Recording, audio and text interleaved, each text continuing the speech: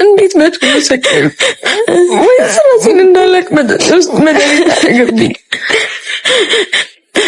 ከእንቅልፌ ባለቀ ይሻለኝ ነበር።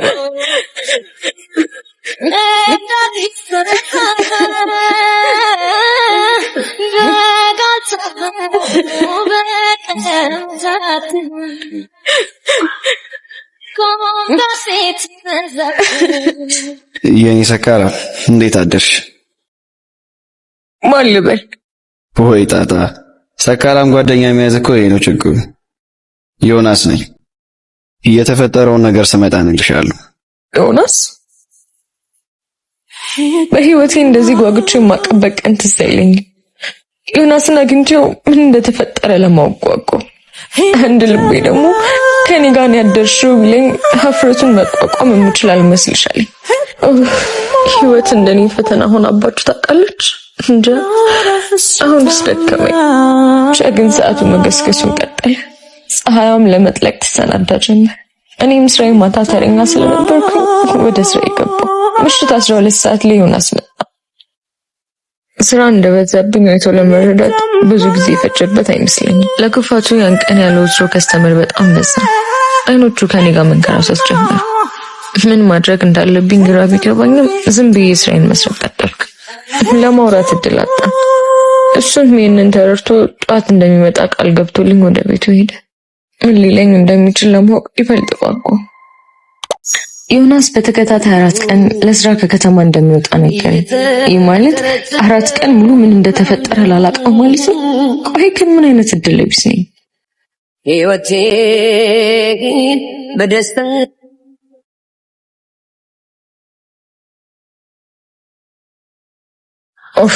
ማን ነው በዚህ ጠዋት ደግሞ ቴክስት የሚልከው? ዮናስ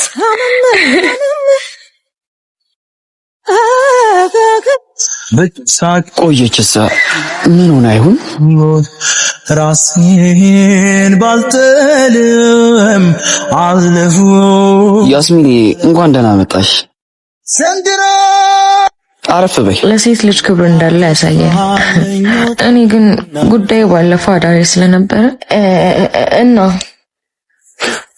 የኔ ቆንጆ የምሬ ልንገርሽ በጣም ነው የምታምሪው። ይሄኔ እንዲህ ሊከዳኝ እንደ ንግስት አክብሮ ያኖረኝ ካሌብ ትዝ አለኝና አይደል አልኩ። የምሬን ነው የምልሽ። የባለፈው ሰውዬ ቀጥሮሽን ቢሆን ፈልገሽ ብትሄጂ የእንቅልፍ ኪኒን ብርጭቆሽ ውስጥ መጨመሩ በጣም አናዶኛል። ንግግሩ ይበልጥ ሳቢኝ። ኪኒን? ቆይ ግን እንዴት አንተ? እኔም ገና በጊዜ ስደውልልሽ ያለሽበትን ነግረሽኝ ነበር። በእርግጥ አላልሽኝም፣ ግን ስመጣ ከሰውየው ጋር ሳይሽ ልክ ባይሆንም ከፋኝ። አንቺም ካለምንም ማንገራገር የተቀመጠልሽን ብርጭቆ ብድግ አድርገሽ ጠጣሽ። እሺ ከዛስ? ከዛማ ሰውየውን እህቴ ናት ስለው አንቺ ምንም ብትሰክሪ አላሳፈርሽኝ፣ ወንድሜ ነው ብለሽ ሙጭጭ አልሽብኝ። እናም ይዤሽ ከዛ ቤት ወጣሁ።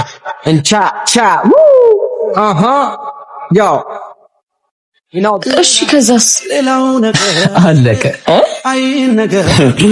ደግሞ ያሳቅሽ አብረኝ ደረፈራለሁ ብለሽ ስቅስቅ ብለሽ ስታለቅሽ አንጀቴን ነበር ይበል።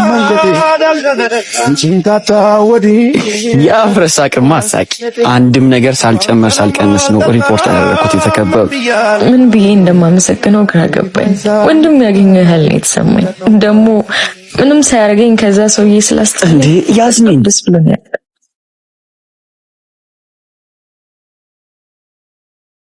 ምንሽ ካሌ ይዋህ ልቤ እንግዲህ ቅመሰው ለምን ለካ አንቺም ሌላው እንዳግኝተሽ ነው ተሰሽኝ ሄድሽው። በእርግጥ ካሌ ብዬን አሁንም ቢሆን አልጠላሁትም። ያም ማለት ግን በሱ ተስፋ አልቆረጥኩም ማለት አይደለም። መልስ የለሽም። ለነገሩ እንዴት ይኖርሻል? በንግግሩ ይበልጥ ተናደድኩ። የከዳኝ ሳያንሰው ከዮናስ ጋር ጠረጠረኝ። መጠርጠሩ ሳያንሰው ይህን ያህል ቀን የት እንደሆንኩ እንኳን የማያውቅና ያላሳሰበው ሰው ዛሬ ደርሶ እሱ ተበዳ ይሆናል። ዝምታ ይሻልሻል። ለነገሩ ምን ብለሽ ልትመልሽልኝ ትችያለሽ? ነገሮች ከአቅሜ በላይ ሆኑ። ያስሚን ችግር አለ? እነሱ እነማን ናቸው? እሱ ፍቅረኛዋ ነው፣ እኔ ደግሞ ጓደኛዋ። ምክንያት ጊዜ ቦታ ይመርጥ። ያስሚን ጠብቂኝ እንጂ ያስሚን ያስሚን፣ አረ ያስሚን፣ እስኪና ተተዋ ያስሚን፣ እሺ አንዴ አውሪኝ። አረ አንዴ ጠብቂኝ። ምንድነው? ያስሚን ባለትዳር ነበርሽ እንዴ? ዮኒ ተወኝ በቃ። እሺ ተይው አትንገሪ። ቅድም እኮ ስታቅፊኝ ሃንግል ሰይ ነው የሚመስለው። የማቀፍ ለምን እንደሌለሽ ያስታውቃል። አንቀሽ ልገይኝ። እውነትም ዮናስ ይለያል። ከካሌብ ጋር ያሳለፍኩትን እያሰብኩኝ ስረበሽ፣ እሱ ግን አስረሳኝ። ጭራሽ ምንም እንዳልተፈጠረ ሁሉን ረስቼ መሳቅ ጀመርኩ። ወሳት ታያለች ያስሚኒ እና ማታ ልምጣ እና ላመጣ ነው። እሺ ቻው፣ መልካም ስራ። ዮኒ አንድ ቀን እንደ ካሌብ ቢከዳኝም እስከዛው ግን አብሬው በንጹህ ጓደኝነት እቀጥላለሁ። ስራ እየሰራ የማስበው ጠዋት ካሌብ እንዴት ሰላሙን አግኝቷት ነው። እሷ ደግሞ ማን ካፌ እንዳለው ነግሯት ነው ይዛ የመጣች። ቆይ ግን ሰላም እንደዛ እንደተቆዳው እያወቀች እንዴት ከካሌብ ጎን ትቆማለች? ጭራሽ ዮናስ እንዲርቀኝ ብቻ ሰላም ሁሉም ጠባሳዎቼ ላይ አሻራዎቿ ይታየኝ ጀመር። እቺ ልጅ ከኛ ስር ለምን አልጠፋለች? ብቻ ጭንቅላቴ እነዚህን ጥያቄዎች እየፈጠረ ያስጨንቀኝ ጀመር። ግን ምንም መልስ ስላልነበረኝ በቃ አጋጣሚዎች ናቸው ብዬ አለፍኳቸው።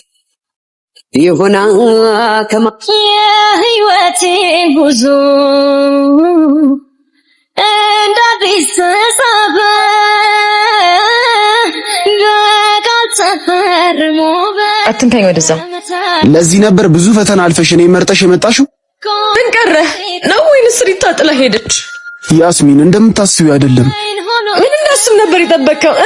ንገረኝ እስኪ ካሌብ።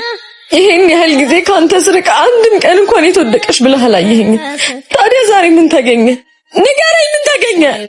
ያስሚን ይቅርታ አድርጊልኝ። እኔ ካንቺ ተለይቶ መኖር አልችልም። ላጣሽ አልፈልግም። ብዙ ምክንያቶችን ደርድሮ ሊያሳምነኝ ሞከረ። ቆይ እሺ ምን ላድርግ?